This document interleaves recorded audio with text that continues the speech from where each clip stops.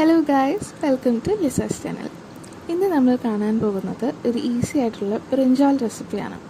അതിനായി അടുപ്പ് കത്തിച്ച് പാൻ വെച്ച് നമുക്കതിലേക്കായി കുറച്ച് വെളിച്ചെണ്ണ ഒഴിച്ചു കൊടുക്കാം.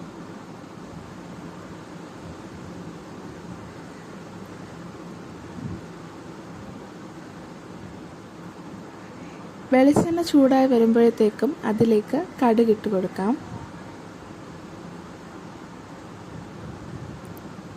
ഒന്ന് കടുക് പൊട്ടി തുടങ്ങുമ്പോൾ കറിവേപ്പില, സവോള, പച്ചമുളക് എന്നിവ ചേർത്ത് കൊടുത്ത് നല്ലപോലെ ഇളക്കി യോജിപ്പിക്കാം.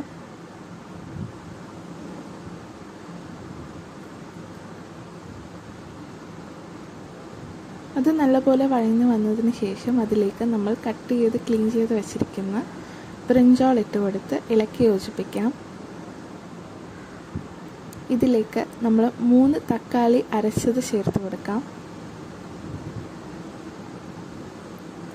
ഇതൊന്ന് അടച്ചു വെച്ച് നമുക്ക് വേവിച്ചതിന് ശേഷം അതിലേക്ക് മുളക് പൊടി, മഞ്ഞൾപ്പൊടി, ജീരകപ്പൊടി, പിന്നെ ആവശ്യത്തിന് ഉള്ള ഉപ്പും ചേർത്ത് ഇളക്കി യോജിപ്പിക്കാം.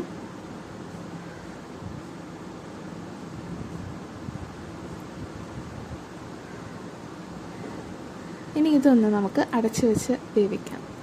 ഇതാ നമ്മുടെ ബ്രിഞ്ചാൾ റെസിപ്പി ഇവിടെ റെഡി ആയിട്ടുണ്ട്. ഇനി നമുക്കിതൊരു പാത്രത്തിലേക്ക് മാറ്റാം. ഇവിടെ മല്ലിയില ഉപയോഗിക്കുന്നുണ്ട്, പക്ഷെ അത് തികച്ചും ഓപ്ഷണലാണ്.